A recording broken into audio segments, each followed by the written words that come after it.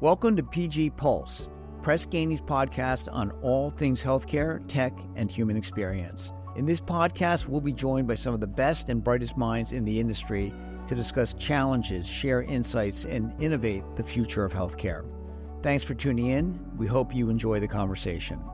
This is Tom Lee, Chief Medical Officer for Press Ganey, and I'm talking today at the HX25 meeting with Dr. Yael K, who is someone I consider one of the bright young stars in quality improvement in healthcare, and I really do mean that. Yael became the very first Chief Quality Officer for Beth Israel Lahey Health in 2023. It's always interesting when people move into a job that didn't exist before. She leads the system strategy for quality and safety, and that responsibility has taken her to some very interesting places in how she views the work, which we're going to get to in a few minutes. But first, Yael, you trained in pathology, renal pathology, and I'm guessing that of the 3,500 people at our HX25 meeting, you are the only renal pathologist. I met one other lab person here so far, but only one lab person. So how did you go from looking through a microscope at glomerulonephritis to being obsessed with system-level safety and quality and patient experience? What was the journey? Really interesting and not a linear journey, as with many of us. So I grew up in Montreal, and I went to medical school and did my anatomic pathology residency at McGill. While I was doing my residency, there was a national pathology scandal where over a 10-year period, there were tens of thousands of women misdiagnosed with breast cancer at one regional lab in Newfoundland and Labrador, which is one of the provinces and territories in Canada. They were misreading ER and PR testing, estrogen and progesterone receptor, and reporting them out wrong. So many women were not given the therapy they needed or given the therapy they didn't need. And then there was a cover-up issue. So the disclosure of the issue was also a problem, which is usually when things go very badly. So that event, which turned into a federal inquiry called the Cameron Inquiry, was extremely public, as you might imagine. And it got that shock and that event got incorporated into what we call the Royal College of Physicians and Surgeons of Canada, which is like the ACGME. It's how we teach people to become specialists. So embedded in my training was this awareness of quality and error in a way. I think most of us, when we're learning medicine, we're just learning disease and how to treat it and diagnoses and patients. We're not always thinking meta, like how could this go wrong and how is healthcare being delivered and how would we disclose it if something went wrong. So that was a completely different frame that I think was an unusual opportunity. You know, it wasn't a great situation, but it made me very aware. So that was the aughts.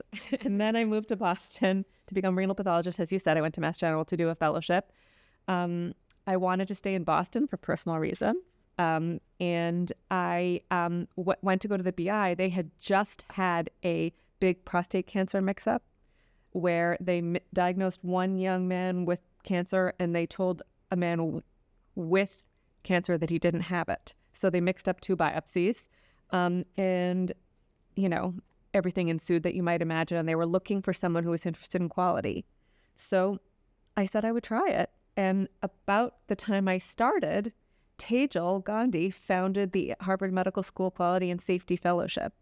And my chair at the time, Jeff Saffett, said, you should apply for this. Oh, and it's fantastic. And I'll tell you, it's like the way the world works. There weren't that many renal biopsies, so I needed to be doing something else. You know how they... And that's kind of how it happened. It changed my life. Well, so Tejal Gandhi, I think you know, but perhaps not our audience knows. She, at that point, was leading patient safety for Mass General Brigham, and also she started this fellowship for physicians interested in learning safety. And then she went to lead the National Patient Safety Foundation and lead safety for IHI. And then she, 5 years ago, joined us at Press Ganey to lead transformation and high reliability. So I gather that fellowship was a life-changing experience for you. You know, how so? Absolutely. I'll say, for those of you listening, I was ambivalent about going back to training because I was already a faculty member. And also a Master of Public Health was offered at the same time. But as soon as I started, I realized I was doing something very interesting and unique. I got to meet these sort of giants of patient safety, Lucian Leap, and the folks who founded many chief quality officers around Boston and around the nation.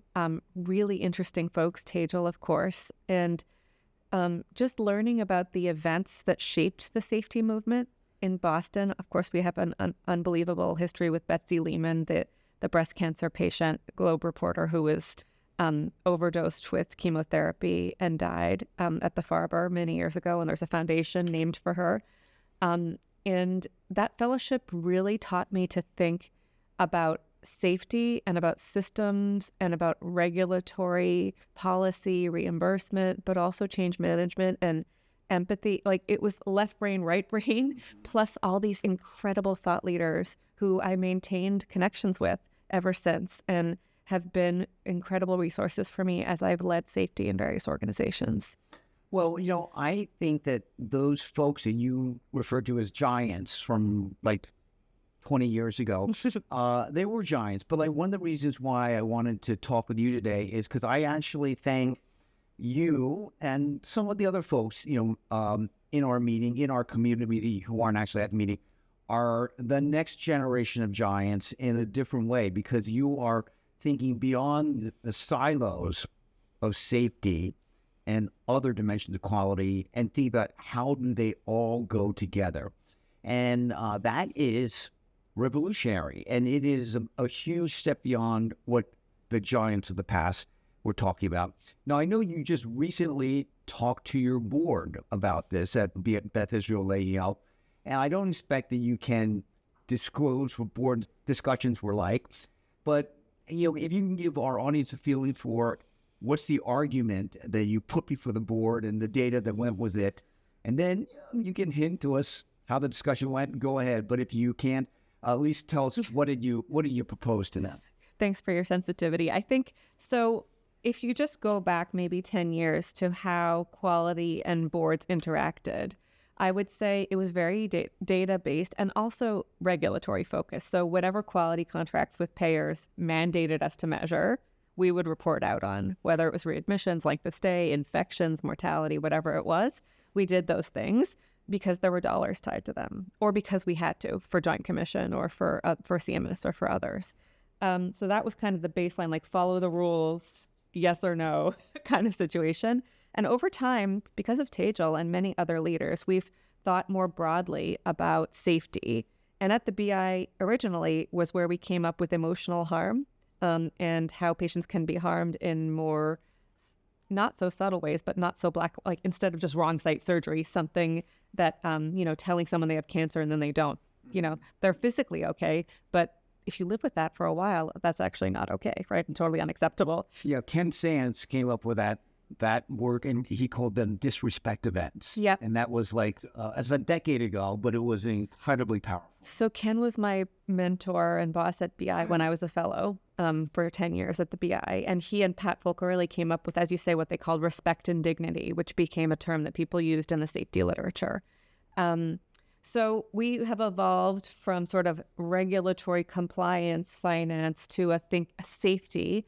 And I think the next step for, as you sort of grow in terms of maturity of a safety system, or I would go beyond safety and even think about a reliable system, or a system where people are the most important, and obviously outcomes and care, but they're related. We looked at, like Press Ganey, we looked at the connection between how employees and patients rated feeling safe.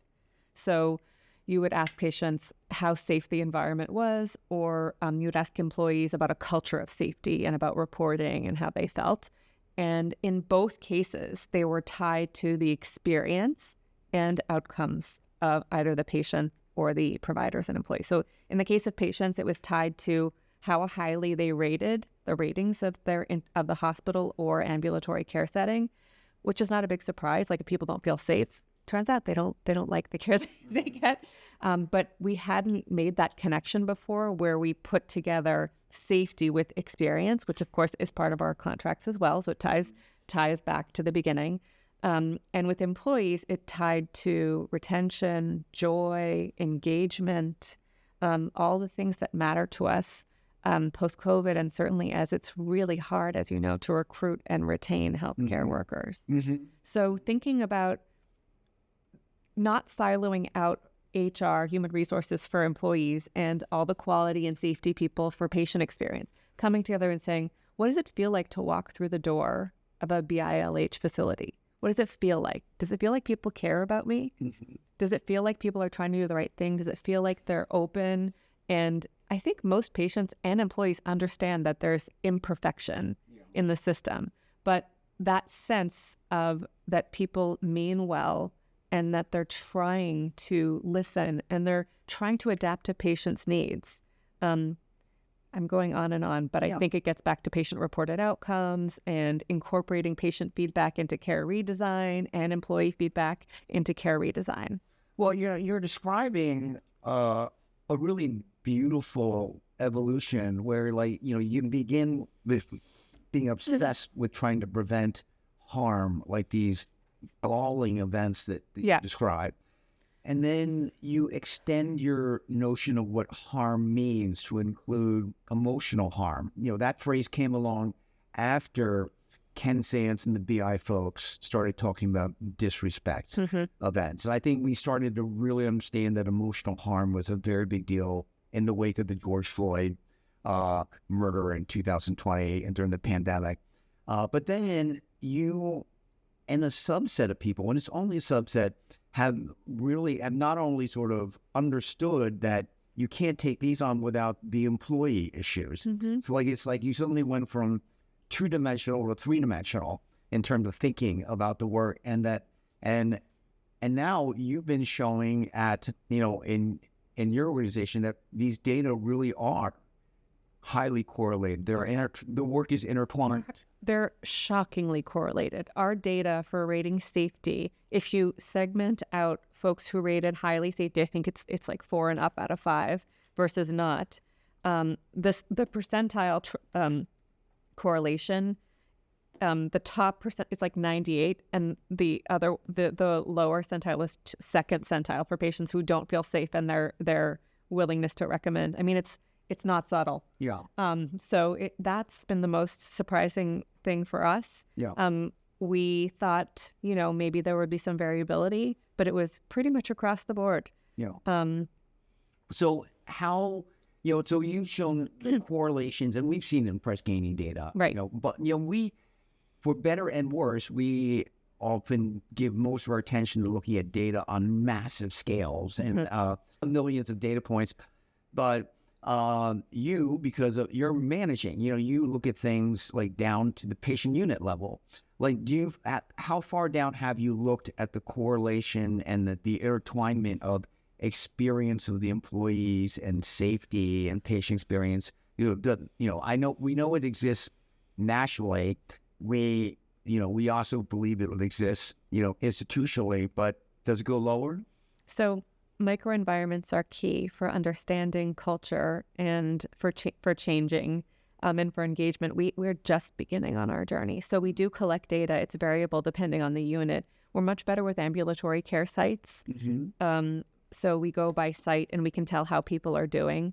And we have great interaction with those folks. I would say at the unit level, we can transition into the culture of academic medicine if you wish, but very different in inpatient big AMCs in terms of, as you know, for employees at least, engagement and the culture of an environment is set by the leader, right? And Tate Shanafeld and others, who I very much admire, writing about burnout and wellness, have talked about how your wellness directly correlates to your immediate supervisor.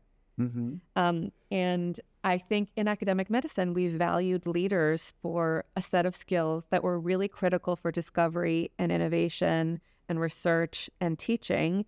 The people management piece has been variable, and the finance piece has been variable as well. And so how do we still have that excellence, that academic excellence, but we take care of the folks in our, we develop those skills of empathy and, Tate calls it removing people's pebbles in their shoes. Yeah. So instead of saying, oh, everyone needs, free lunch every day, or they need a Soul Cycle gift certificate, or we think about, well, how do we make it actually easier for them to do their work? Yeah. How do we take away the pieces that make them crazy and just let them focus on the pieces that are meaningful and that are special to them as humans? Yeah. Well, how this is the zillion-dollar /10, and this is we're coming toward the end now. How do you actually organize for this work? This is new. I think it's a lifetime of work, honestly. I think it'll be, the first thing I think is people need to understand that this is a priority for the organization. And you don't do that by branding or by putting out emails or notices. You actually have to get down to brass tacks, get people's feedback, and then make change.